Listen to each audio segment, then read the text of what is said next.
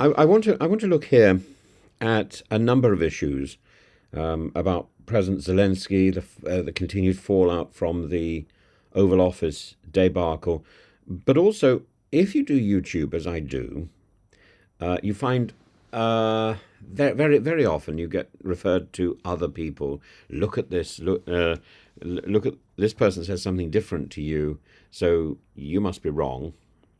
And so you look at these other people, and I was directed to the black belt barrister, who's somebody I very much admire, and I think he's wrong. By the way, in this instance, I think he's wrong. He draws on other people who've made videos.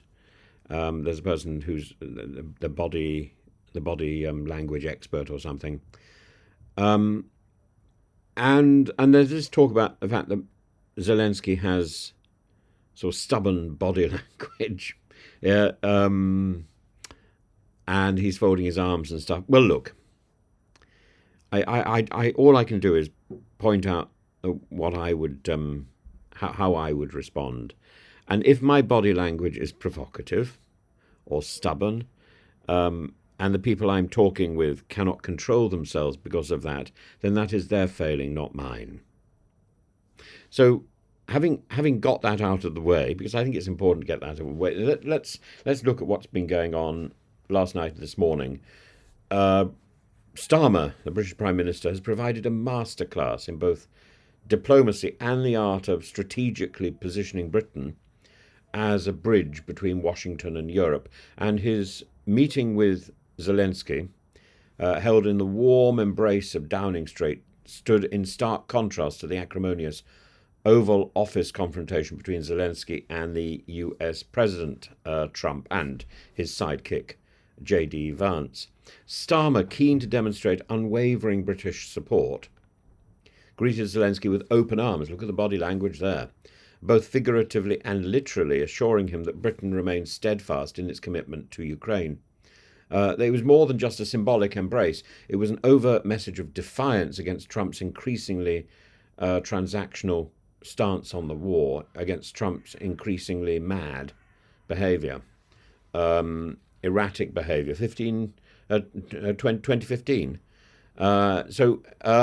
Zelensky's meeting with King Charles will further cement the UK's role as a key player in supporting Ukraine, and royal audiences are not everyday affairs unless you're a prime minister, and this meeting signals that Britain is willing to extend both material and moral support, and the timing is crucial as European leaders scramble to prevent Trump's erratic policies from completely unravelling Western unity on Ukraine. And the contrast couldn't be more striking. While Trump and Vice President J.D. Vance berated Zelensky like a schoolboy for gambling with World War III, Britain and its European allies have rallied behind him, highlighting just how fractured Western leadership has become on this issue.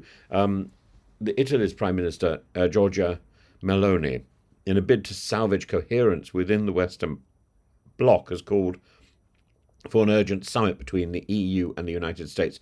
And her argument is compelling. Every crack in the Western alliance emboldens President Putin and weakens collective security. She is correct in identifying the growing divide between Europe's security concerns and Washington's unpredictable foreign policy under Trump. But the question remains, will Washington ever or even entertain such a summit? Or is Europe being forced into an unwanted lesson in self-reliance?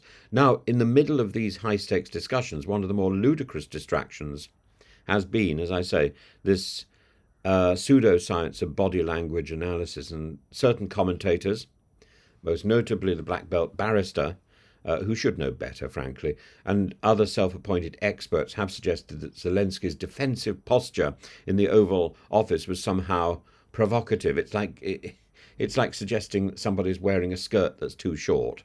The premise itself is laughable. Are we to believe that global diplomacy hinges on whether one crosses one's arms or raises an eyebrow at an inopportune moment? Body language is not some mystical code through which world leaders silently undermine negotiations. To claim that Zelensky's crossed arms or leaning posture somehow escalated tensions is as absurd as suggesting that Zelensky was wearing the wrong clothes, or that Trump's infamous or fatuous hand gestures dictate foreign policy. What we witnessed in the Oval Office was not a failure of body language, but a calculated effort by Trump and Vance to publicly humiliate Zelenskyy and redefine US relations with Ukraine in purely transactional terms. And the real power dynamics at play had little to do with posture and everything to do with America's shifting stance on supporting Kyiv. Zelenskyy's critics fail to appreciate the extraordinary position that he's in. It's not about crossing his arms. It's about he's not engaging in diplomacy from a position of luxury, but from the position of a country at war, where every conversation is a matter of life and death to someone. His informal attire, his tense posture, these are not signs of disrespect, but rather reflections of a leader who is spending every waking moment fighting for his country's survival. And those who read body language as a predictor of global stability should perhaps invest their time in reading history instead, or philosophy. If people are offended by body posture, by the clothes that somebody is wearing, these people frankly need to grow up and start doing a real job.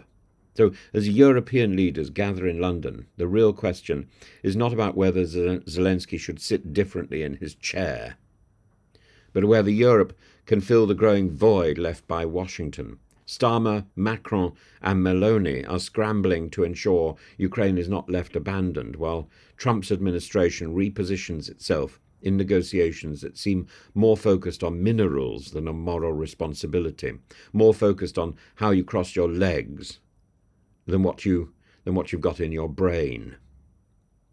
The cheapness and the irreverence is not in Zelenskyy, but in the people who were bullying him, in Trump and Vance. If there's a lesson to be learned here, it's that Western unity remains fragile, and Ukraine's fate may well rest in the ability of European leaders to wrest control of their security policies. And as for body language experts, and as for these little tics, well, you have to wonder, why is it that Starmer's wife is so beautiful and Zelenskyy's wife doesn't get a look in when it comes to a conversation with Trump?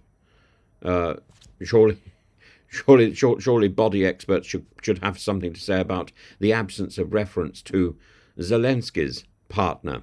The future of Ukraine depends not on who leans forward in a chair, not who's married to whom, but on who stands firm in support of sovereignty.